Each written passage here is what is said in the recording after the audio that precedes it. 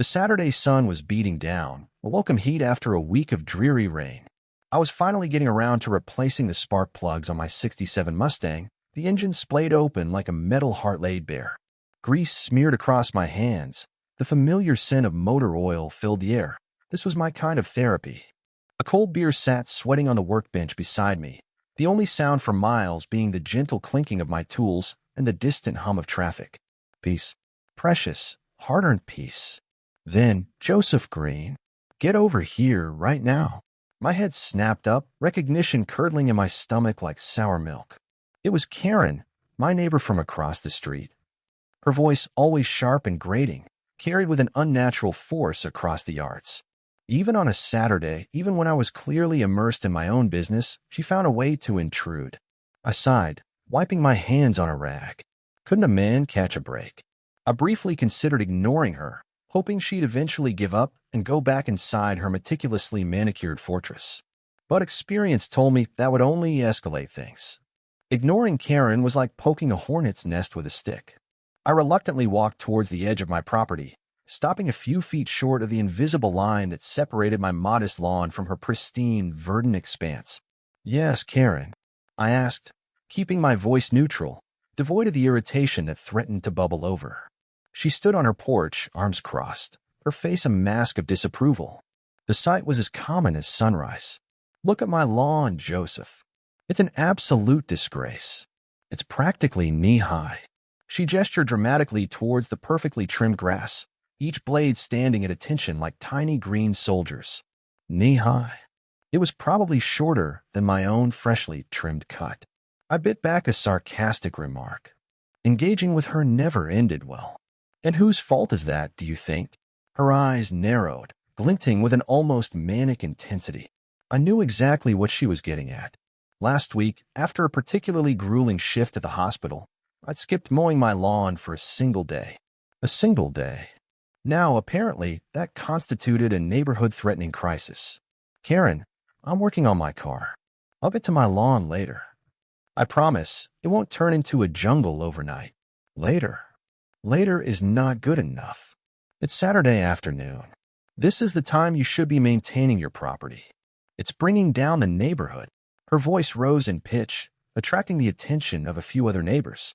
I could feel their eyes on us, a mixture of morbid curiosity and weary resignation.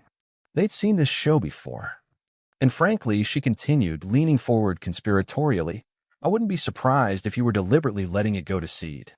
Trying to attract unsavory elements. The unspoken implication hung heavy in the air. Unsavory element, code for people who look like me. People with brown skin. People who, in her narrow worldview, didn't belong in her carefully curated paradise. My blood began to simmer. I took a deep breath, trying to regain control. I knew playing into her game was exactly what she wanted. "Karen, I have absolutely no idea what you're talking about.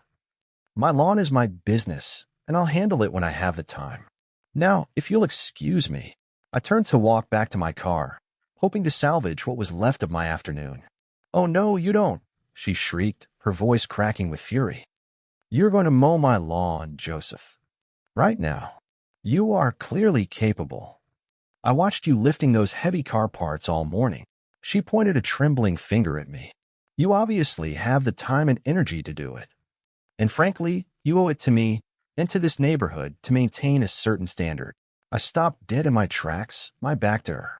This wasn't just about the lawn anymore. It was about control, about asserting her dominance, about reminding me that, in her eyes, I was somehow less than. "Karen," I said, turning back to face her, my voice low and dangerous, "I'm not going to mow your lawn. I have my own things to do. And even if I didn't, I wouldn't lift a finger to help you after the way you've treated me." Her face twisted into a mask of pure malice. "Oh, you won't, huh? You just wait, Joseph. You just wait and see what happens." She stormed back into her house, slamming the door with a force that rattled the windows. I stood there for a moment, trying to process the sheer audacity of her demand, the gall of it, the outright racism. I knew this wasn't over. Karen never let things go. She was like a dog with a bone, gnawing away until she got her way. I went back to my Mustang, my earlier peace shattered. The joy of tinkering was gone, replaced by a knot of anxiety in my stomach. I knew it was coming. I just didn't know what form it would take. I tried to focus on the task at hand, forcing myself to concentrate on the spark plugs, but my mind kept drifting back to Karen, to her hateful words, to the years of microaggressions and blatant disrespect I had endured. I knew that she felt that she had authority over me because of my skin color. I just needed enough evidence to put her hate crime charges. A few minutes later, I heard sirens. Loud, wailing sirens, growing closer and closer. My heart sank. It was happening. She had called the police. I knew it. I cleaned my hands as best I could, steeling myself for the inevitable confrontation.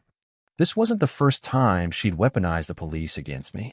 A few years ago, she accused me of stealing her garden gnome. A garden gnome. The officers who responded had been visibly embarrassed when they realized the accusation was baseless, but the damage was done. The humiliation lingered. 2 police cars pulled up to the curb, their flashing lights painting the street in alternating shades of red and blue. 2 officers, a man and a woman, emerged from the vehicles. The male officer approached me, his hand resting on his holster. "Joseph Green?" he asked, his voice neutral but firm. "Yes, sir," I replied, holding my hands up in a gesture of compliance. "What's this about?"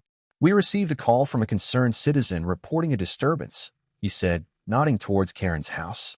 "Allegedly, you were trespassing on her property, making threats and causing a nuisance." My jaw dropped. Trespassing. Threats? Nuisance. She was escalating her lies to a whole new level. "That's a complete fabrication," I said, trying to keep my voice calm. "I haven't been on her property. I haven't threatened anyone. She's just trying to cause trouble." The female officer approached Karen's house and knocked on the door. Karen opened it, her face a picture of righteous indignation. She pointed directly at me, her voice shrill and accusatory. "That's him, officer. That's the man who's been harassing me. He came onto my property, yelling and screaming." I was terrified. I could hear the lie resonating in there. It was so blatant, so outrageous, that it almost took my breath away. Almost. But after years of dealing with Karen, I was accustomed to her malicious creativity. The male officer turned back to me, his expression unreadable. "Mr. Green, do you have any witnesses who can corroborate your story?" I looked around. A few neighbors were watching from their windows, their faces etched with a mixture of apprehension and disbelief. I knew they had heard the whole thing, knew the truth about Karen. But I also knew that few of them would be willing to get involved. They didn't want to become targets of her wrath. No one could tell the truth about Karen. "No, sir," I said, my voice heavy with resignation. "I don't have any witnesses. But I swear to you, everything she's saying is a lie." The female officer returned from speaking with Karen, her expression thoughtful. "Officer, ma'am," I said, addressing her directly, "this woman has a history of making false accusations. She's been harassing me for years. This isn't the first time she's called the police on me for no reason." The female officer nodded slowly, her eyes flickering between Karen and me. "We'll keep that in mind, Mr. Green," she said. "But right now, we have to investigate the claims that have been made." The male officer stepped forward. "Mr. Green, we're going to need you to step away from your property while we conduct our investigation." I reluctantly complied, walking across the street and standing on the sidewalk, feeling the weight of injustice pressing down on me. Karen stood on her porch, watching me with a smug expression on her face. She had won, again. Or so she thought. What happened next would change everything. As the officers prepared to enter Karen's house to take her statement, a beat-up minivan pulled up to the curb. A young woman, dressed in casual clothes, jumped out of the van and hurried towards the officers. "Excuse me, officers," she called out, her voice trembling with urgency. "I need to speak with you. It's about Karen Miller." The female officer turned to face the woman, her eyebrows raised in surprise. "What about Karen Miller, ma'am?" she asked, her tone cautious. The young woman took a deep breath. "My name is Sarah Johnson," she said, "and I used to work for Karen Miller. I was her housekeeper for 6 months before I quit. What I witnessed during that time was disturbing." She paused, glancing nervously at Karen, who was now visibly agitated, her face pale with fear. "Karen Miller is not who she appears to be," Sarah continued, her voice gaining strength. "She's a hoarder. Her house is filled with garbage, rotting food, and animal feces. She neglects her pets. She's mentally unstable, and she makes extremely racist remarks on a daily basis. The officers exchanged surprised glances. The female officer stepped closer to Sarah. "Are you willing to make a formal statement about this, Ms. Johnson?" she asked. "Yes, I am," Sarah replied firmly.